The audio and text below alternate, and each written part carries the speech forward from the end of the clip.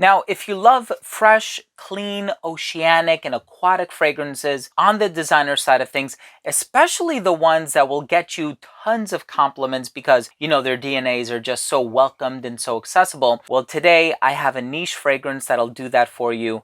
This one by Ineke Perfumes is called Daring Do. I'm excited to tell you all about the smell and why I think this one will easily become one of the most complimented fragrances in your collection, so make sure to stay tuned.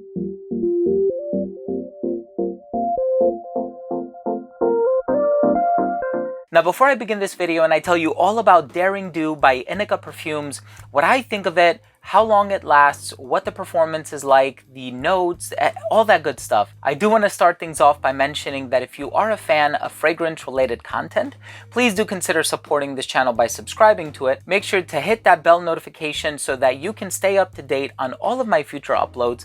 And of course, give this video a thumbs up if you take something of value from today's review. Now, this fragrance was actually released in 2006, so it is over a decade old, but there's no denying that it still bears and possesses this timeless contemporary influence about it. And it is a Fougere fragrance with some aquatic overtones. Now, when you think of Fougere, you think of the typical sort of lavender geranium combination. The lavender is aromatic and classy, CEO style and professional, and the geranium can be a little rosy, a little minty. Well, this fragrance does have some floral components. There is magnolia in here. There's also cyclamen. There is this oceanic opening with some citrus, and I think I get a little bit of grapefruit from it. It has a bit of a spicy kick with a woodsy and musky dry down, but there is inevitably something about this fragrance that has a very, very high compliment factor. As a matter of fact, this is one of my wife's favorite fragrances on me. So I'm excited to talk to you more about the smell and why I think this DNA is so successful and so well done. But let's take a quick look at the presentation.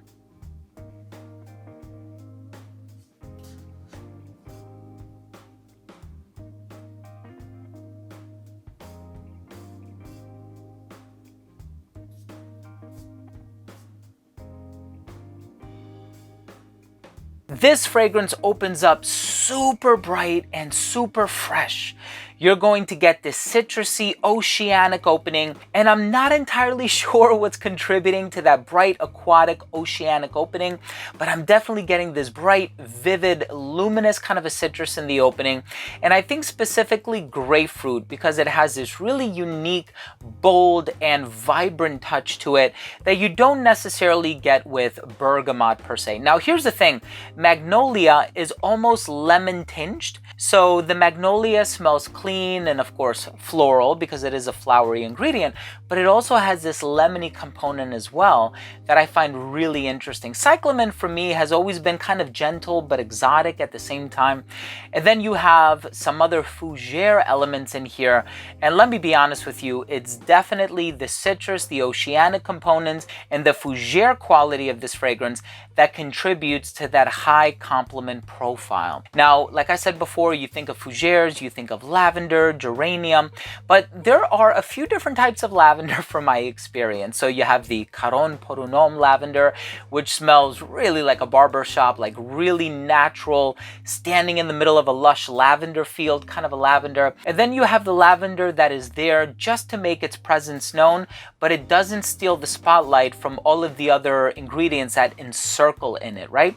Or that circumvent it. So you have the geranium, which is really bright and flavorful, adding a touch of a minty, breathtaking quality to the fragrance. But then you have the clean musk with the woodsy base to kind of extend the longevity of this fragrance and give it several hours of performance. In terms of the high compliment factor, here's what I want you to imagine. Imagine something like Abercrombie & Fitch Fierce, or imagine Mont Blanc Legend. Now imagine a more natural smelling version of those fragrances, because let's face it, Mont Blanc is entirely synthetic, right? As a designer brand, unless it's one of their high tier fragrances, but even then, a lot of the designer brands tend to focus on synthetic ingredients. This smells put together in a way that just comes across natural, really organic in terms of the various components. The woods are still quite subtle, so they're a bit hard to discern, especially trying to find out the proportion or the balance of the cedarwood and the guaiac wood. I wasn't so successful with that, especially since they're kind of receded in the back. But in terms of the lavender and the citrus, it opens up so bright, and especially the citrus. Like, you smell it and you're like, oh, there it is, right? Up front and center. Now, again, it doesn't steal the spotlight. You're going to get the citrus in the opening, but very much like other volatile top citrusy ingredients, it is short-lived and ephemeral.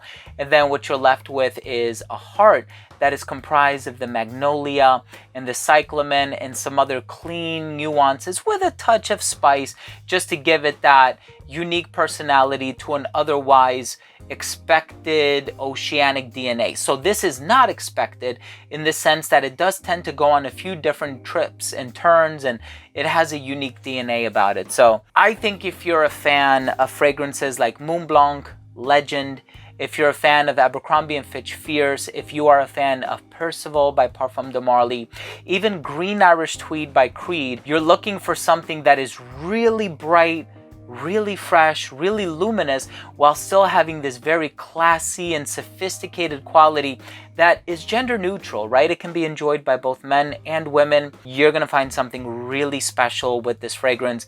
Super high compliment factor, and that is evidenced by the fact that my wife utterly loves this one on me. So this is one that I'm certainly going to continue to wear to work, as I have been, but also around the house, just because I know that the people around me really love it and really enjoy it as well. Let's go ahead and finish things off with my overall assessment. First up, in terms of the uniqueness and the overall smell, I love how, as a brand, they've taken a familiar genre but put a contemporary twist to it and really put it forth in this, you know, gender neutral, sort of creative, modern and contemporary fashion.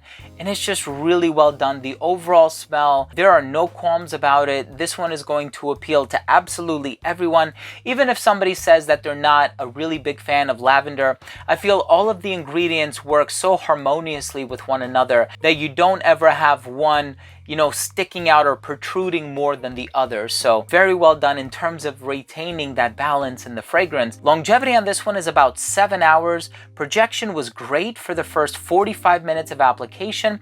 It didn't start to sit closer to the skin until about that 4-hour mark, but it's definitely the type of DNA that will get you through a workday, especially if you work a 9 to 5. In terms of the versatility, dressed up, dressed down. The citrus makes it casual a little bit, but the Fougere qualities certainly give it that refined, classy touch that personally I love to wear it to work. I think it makes a really good statement. It's bold without being domineering, and I love that.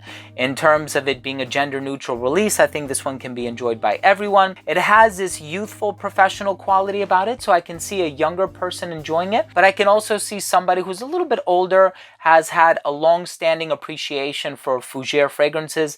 They will also find something special in this fragrance as well. Presentation is really cool, snug fit in the box, and I do love the graphics and the various text on the box. My final verdict on this fragrance is, this is one of the most complimented niche fragrances that I have tried recently, and it's 100% a fragrance that I would recommend you check out. I hope you have the opportunity to sample it. I know it's available on the official website. I'm not sure where else it's carried, but if I find any information, I'm going to link it down below for your convenience. Thank you for watching. I hope you appreciate this review. I hope you enjoyed it. That was my review of Daring Do by Ineke Perfumes. The perfumer is Ineke Ruland, of course. If you enjoyed this video, please do consider supporting the channel by subscribing to it. Hit the bell icon, give it a thumbs up. It would greatly assist with the YouTube algorithm. Thank you for watching. Love you all. We'll see you tomorrow. Bye.